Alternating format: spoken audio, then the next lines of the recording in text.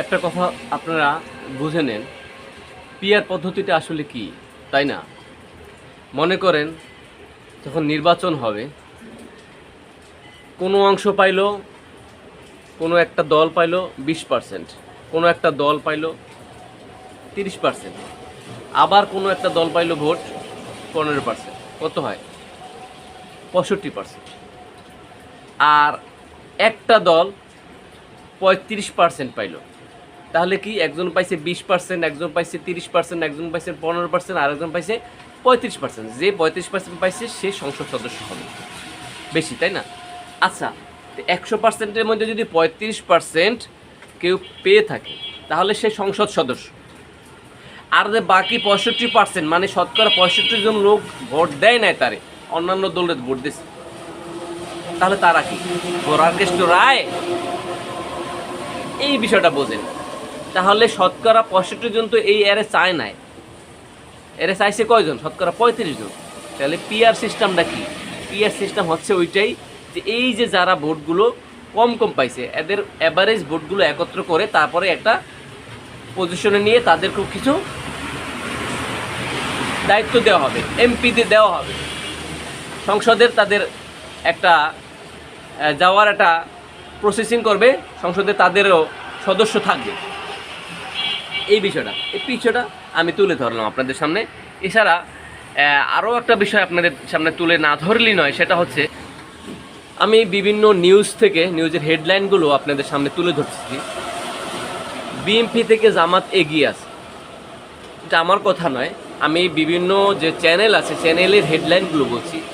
এর অর্থ কী? তারা অবশ্যই একটা গ্রিন সিগন্যাল পেয়ে যাচ্ছে, যদি পেয়ে যাচ্ছে কারণ আমরা যারা নিউজ করি আমরা কিন্তু নিজের মন গড়া কথা ব্রেন থেকে বাহির করে কথা বলি না, সমসাময়িক পরিস্থিতির আলোকে কথা বলি, কারণ এটা গুরুত্বপূর্ণ একটা বিষয়।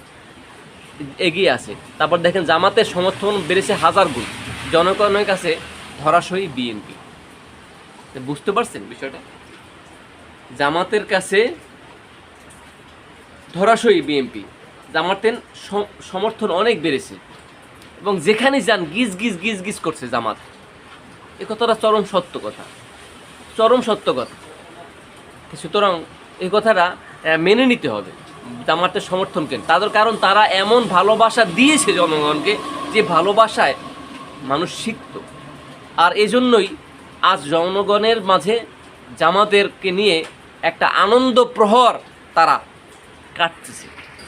এই জন্যই আপনি দেখুন চারদিকে কিন্তু জামাতের গণজোয়ার, ডালিপাল্লার গণজোয়ার।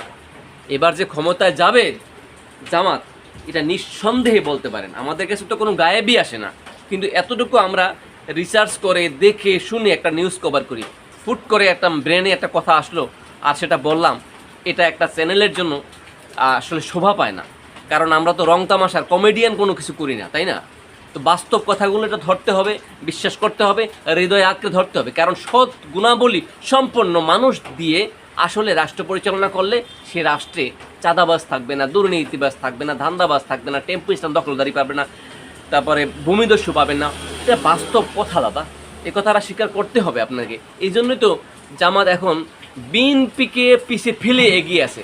জনগণের এখন যেটা বলছে যে নৌকায় করে তারা ধান আনবে, সেই ধান দাঁড়িপাল্লায় করে মাপবে। এটাকে আমার কথা, এটা নিউজ ভাইয়া, বুঝতে হবে বিষয়টা, যে নৌকায় করে ধান আনবে, সেই ধান দাঁড়িপাল্লায় করে মাপবে।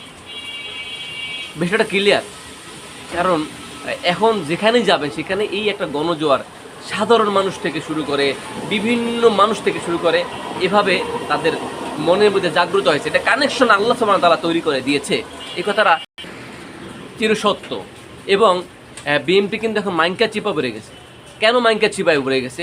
তাদের জনপ্রিয়তা অনেক বাড়তো, কিন্তু যত দিন যাচ্ছে তত প্রতিনিয়ত কিন্তু তাদের জনপ্রিয়তা তারা হারাচ্ছে।